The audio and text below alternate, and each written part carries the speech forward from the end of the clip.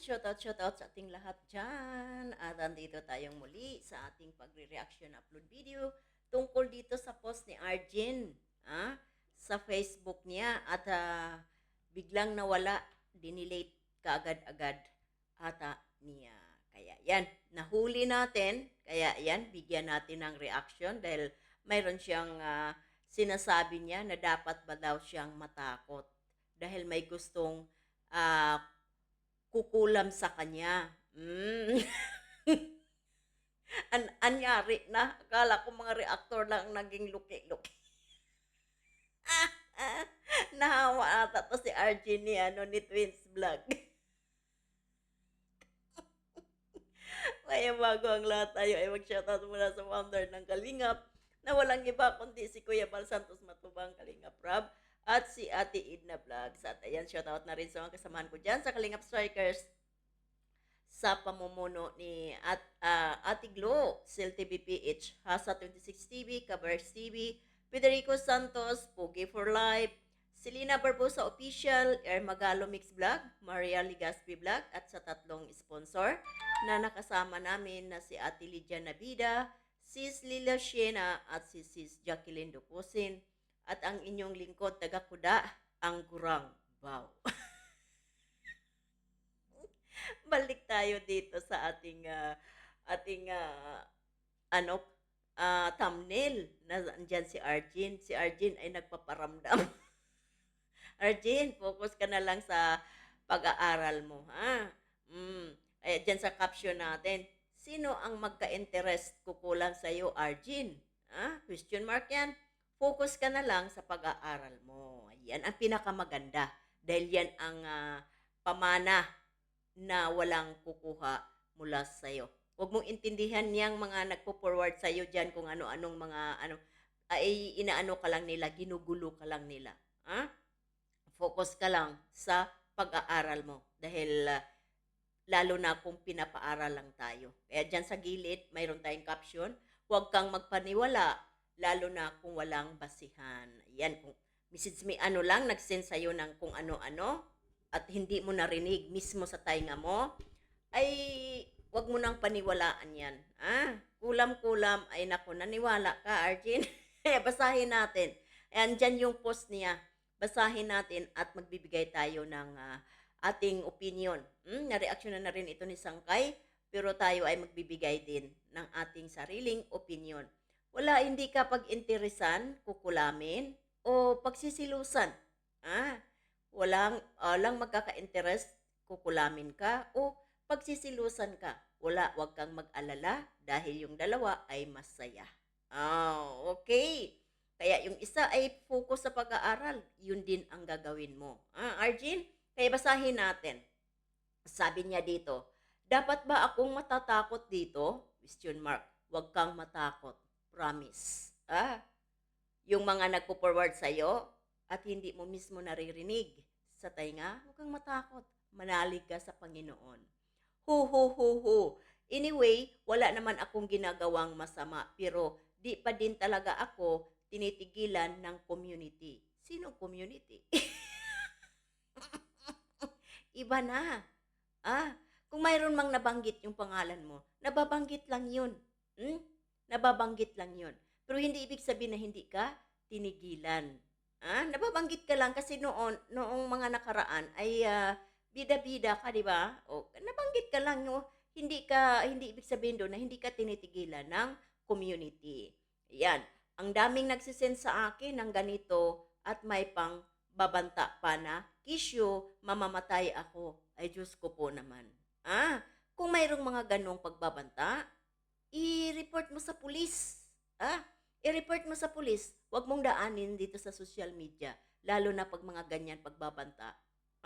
Mga ganyan pagbabanta sa buhay ng tao. Huwag mo nang dalhin dito sa social media. Dalhin mo sa tamang venue. Doon sa pulis, i-report mo kung sino yung nagbabanta sa iyo. Arjin, ganun lang kasimple. Huwag mong dalhin sa social media para hindi ka ma-reactionan. Tulad ngayon, na-reactionan kita. Kaya, ingat. Ingat kung may mga ganong mga bagay-bagay. At huwag kang matakot dahil alam mo ang sarili mo na wala kang ginagawang masama sa kapwa. Yun yun. Huwag ka nang magpapaniwala kung ano pang mga banta-banta dyan.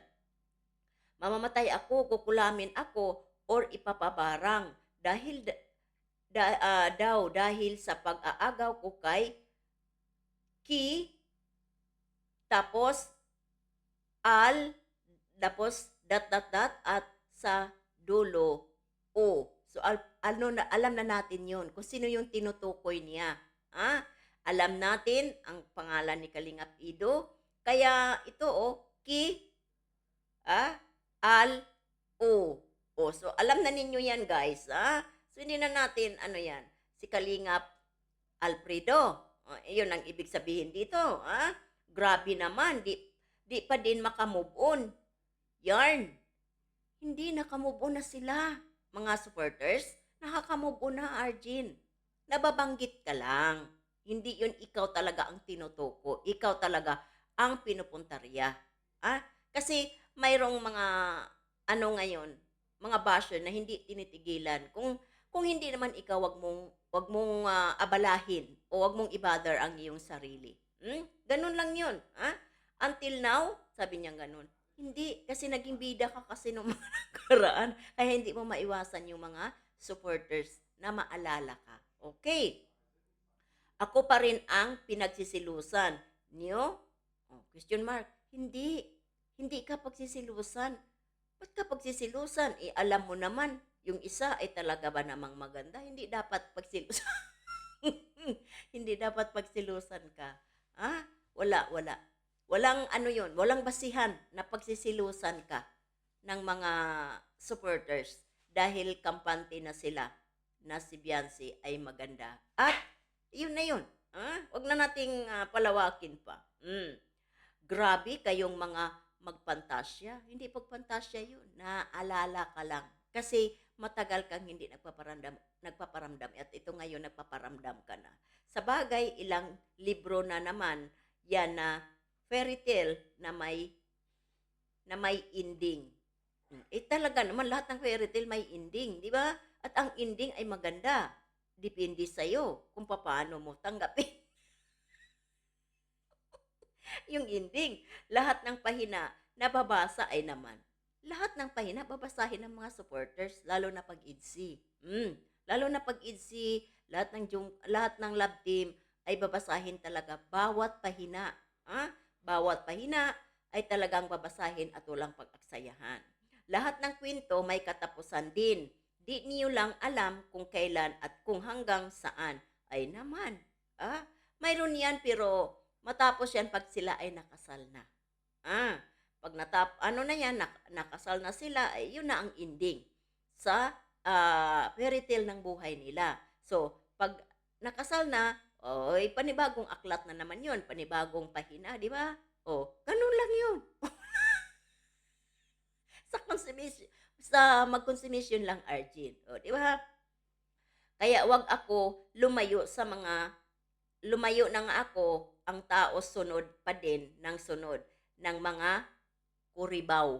Kuribaw daw. Siguro kurimaw ito. Pero sa kanya kuribaw. Nagkamali lang siguro ito. Hindi.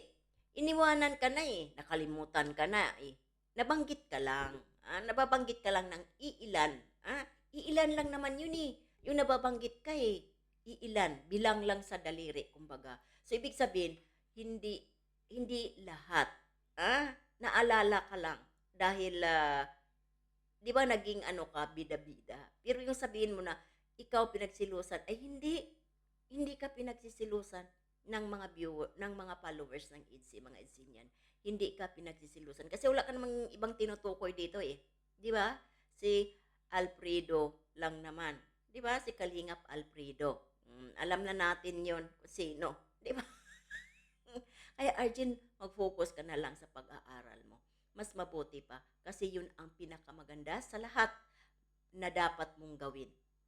Di ba? Hindi mo lang namalayan matatapos na rin tong taon na to mag-third year ka na. Kung mag-third year ka, di ba? So wag mo nang intindihin yung mga nababanggit yung pangalan mo. Syempre naging bahagi ka rin ng buhay ng IDSI. Di ba? Naging bahagi ka din. Alam mo yun. Kaya kung kailan matatapos ang fairy tale? Matatapos din 'yan 'pag sila ay nakasal. 'Pag sila ay nakasal, ayun, may panibagong aklat naman at panibagong pahina at andoon na makikita na natin yung sa mga pahina na yun ay makikita na natin ang kanilang mga supling. Ayan, kaya hanggang dito na lang tayo. Arjun, huwag kang mag-alala. Walang magka-interes sa'yo na magkulam sa'yo. Kaya huwag kang magpaniwala sa mga nagbibigay sa'yo dyan ng kung ano-ano. At huwag kang matakot. Manalig ka lang sa Panginoon at kilala mo ang iyong sarili. Kaya huwag nating kalimutan, mag-thumbs up please. At hanggang dito na lang tayo. Bye-bye and God bless sa ating